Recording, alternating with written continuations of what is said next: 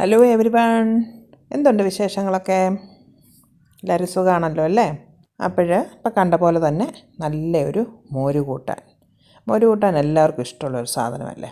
പണ്ടൊക്കെ എല്ലാവരും ചോറിൻ്റെ ഏറ്റവും അവസാനം ഉണ്ട് കഴിഞ്ഞ് ഏറ്റവും അവസാനം വരുന്ന കുറച്ച് മോരൊഴിച്ച് എല്ലാവരും ഒന്ന് ഉണ്ണും. എന്ന് വെച്ചാൽ എല്ലാം ഒന്ന് ഡൈജഷനൊക്കെ ഒന്ന് റെഡിയാവാനും അതൊരു രീതിയായിരുന്നു. നമ്മുടെ ഒരു പണ്ടുള്ള പരമ്പരാഗത രീതിയിലുള്ള നമ്മുടെ ചോറുണ്ണിന് അവസാനം ഇച്ചിരി മോരൊക്കെ ഒഴിച്ചൊന്ന് ഉണ്ണുക. എന്നാൽ ഈ മോര് കൂട്ടാൻ എന്ന് പറഞ്ഞു കഴിഞ്ഞാൽ അതിനെ ഞാൻ കൂട്ടാൻ എന്ന് വിളിക്കാൻ തന്നെ ഒരു കാര്യമെന്ന് വെച്ച് കഴിഞ്ഞാൽ മോര് കാച്ചിയതെന്നല്ല ഞാൻ പറയുന്നത്, പിന്നെ മോര് കൂട്ടാൻ.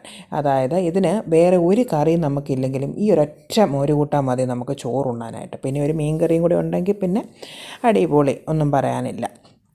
അപ്പോൾ ഈ ടേസ്റ്റി മോര് കൂട്ടാൻ സമയം കളയുന്നില്ല, എങ്ങനെയാണ് ഉണ്ടാക്കേണ്ടതെന്ന് ഞാൻ പറഞ്ഞുതരാം. അതിന് വേണ്ടിയിട്ടുള്ള സാധനങ്ങൾ ഞാൻ കാണിച്ചു തരാം. ഇതിന് വേണ്ടത് ഇഞ്ചി, വെളുത്തുള്ളി, കൊച്ചുള്ളി, കറിവേപ്പില, ഇത്രയും സാധനങ്ങളാണ് ഇതിന് വേണ്ടത്. സവോള ഞാൻ വേറൊരു കറിക്ക് എടുത്തിരിക്കുന്നതാണ്. അപ്പോൾ ഈ വക സാധനങ്ങളെല്ലാം ഒരു അരക്കപ്പോളം വേണം, കുറച്ച് കൂടുതൽ വേണം ഈ ഒരു മോര് കൂട്ടാൻ, എന്നാലേ ഉള്ളൂ അതിന് ടേസ്റ്റ് വരത്തുള്ളൂ.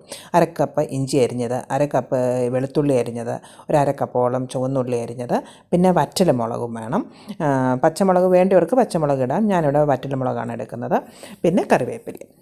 ഇപ്പോഴ് ഈ വക പുളിയുള്ള സാധനങ്ങളൊക്കെ നമ്മൾ കഴിവതും മൺപാത്രങ്ങൾ എല്ലാവരും ഉപയോഗിക്കാൻ ശ്രമിക്കുക. ആണ് എപ്പോഴും ഹെൽത്തിന് നല്ലത് കേട്ടോ. നോൺ സ്റ്റിക്ക് പാത്രത്തിലൊന്നും മോര് കാച്ചാനായിട്ട് ആരും പോകണ്ട, അത് നല്ലതല്ല നമ്മുടെ ആരോഗ്യത്തിന്. അപ്പോൾ നമ്മുടെ മോര് നന്നായിട്ട് ഉടഞ്ഞ് വന്നിട്ടുണ്ട്. അതിലേക്ക് ഞാൻ ഉപ്പിട്ടിട്ട് നന്നായിട്ട് ഉടച്ചെടുക്കുക. പിന്നെ ഇത് ഇപ്പോൾ ഇങ്ങനെ ഉടയ്ക്കാൻ ബുദ്ധിമുട്ടുള്ളവർക്കാണെങ്കിൽ ഒന്ന് മിക്സിയിലിട്ട് ജസ്റ്റ് ഒന്ന് കറക്കിയെടുക്കുക. അപ്പോഴേ നല്ലതായിട്ട് ഉടഞ്ഞ് വരും. ഈ സമയത്ത് ഒരു അര സ്പൂൺ മഞ്ഞൾപ്പൊടി നമ്മൾ ഇട്ട് കൊടുക്കുക. അതിൻ്റെ കൂട്ടത്തിൽ തന്നെ വറുത്ത് പൊടിച്ച് വെച്ചിരിക്കുന്ന ഉലുവയുടെ പൊടിയാണ് ഞാൻ ചേർത്ത് കൊടുക്കുന്നത്. അതും ഒരു 1/4 മുതൽ അര സ്പൂൺ വരെ 1/4 സ്പൂൺ ചേർക്കുക, അതിൻ്റെ ആവശ്യമേ ഉള്ളൂ. പിന്നെ ക്വാണ്ടിറ്റി അനുസരിച്ച് ഇതിൻ്റെ എല്ലാ അളവും വ്യത്യാസം വരും കേട്ടോ. എൻ്റെ കയ്യിൽ വറുത്ത് പൊടിച്ച് വെച്ചിരിക്കുന്ന ഉലുവാപ്പൊടിയാണ് ഞാൻ ചേർത്തിരിക്കുന്നത്, പച്ച ഉലുവാപ്പൊടിയല്ല ഞാൻ ചേർത്തിരിക്കുന്നത്. എന്നിട്ട് ഇത് മൂന്നും കൂടെ ഉപ്പും കൂടെ ചേർത്ത് നന്നായിട്ട് ഇളക്കുക. ഇങ്ങനെ വറുത്ത് പൊടിച്ച് വെക്കുകയാണെങ്കിൽ നമുക്ക് എളുപ്പമാണ്. അങ്ങനെ കറികൾക്ക്, മീൻ കറിക്കായാലും മോരിനൊക്കെ ആയാലും ചേർത്താൽ നല്ല ടേസ്റ്റും ഒരു മണവും രുചിയൊക്കെ കിട്ടും. പിന്നെ അല്ല, ഈ ഉലുവാപ്പൊടി ഉള്ളത് കൊണ്ട് ഈ മോരൊക്കെ നന്നായിട്ട് കണക്കിനൊന്ന് കുറുകി വരും. അപ്പോഴാണ് അതെല്ലാം ഒന്ന് ബാലൻസ് ആയിട്ട് വരത്തുള്ളൂ.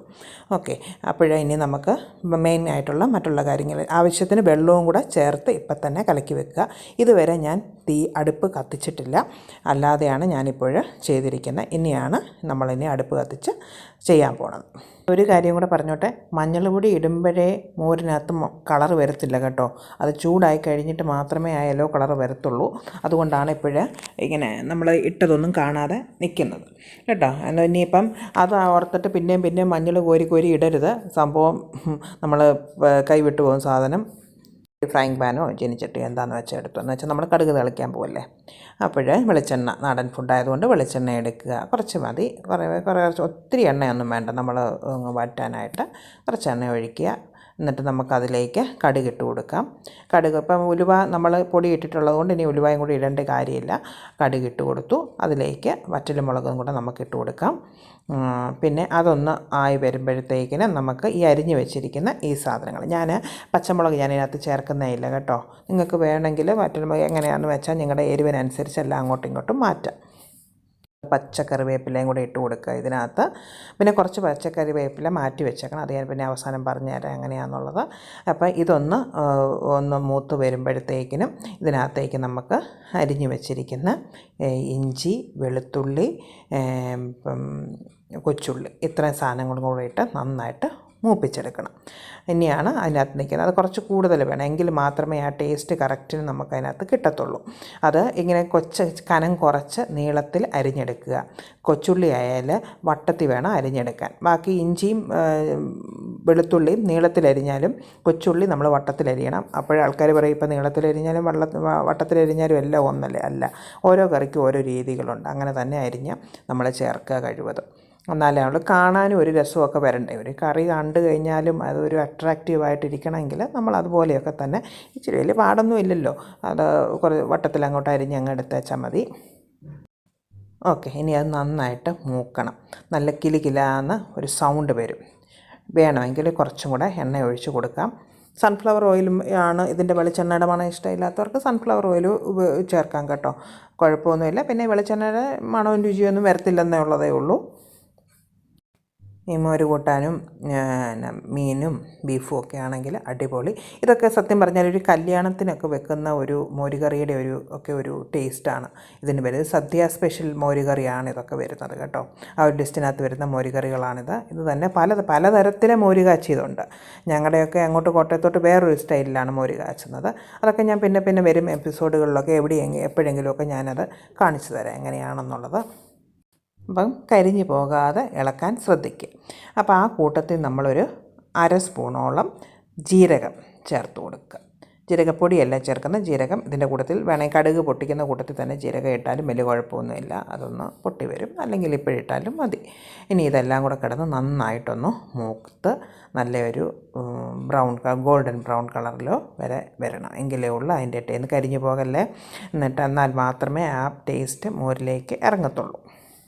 ഇതിപ്പം മഴക്കാലമൊക്കെ അല്ലേ, ലോക്ക്ഡൗണും ആകെ പ്രശ്നമാണല്ലോ, കൊറോണയും എല്ലാം കൂടെ ആയതുകൊണ്ട് ഇങ്ങനത്തെയൊക്കെ ഉണ്ടാക്കി വെക്കുകയാണെങ്കിൽ നമുക്ക് വലിയ പണിയില്ലായിരിക്കും.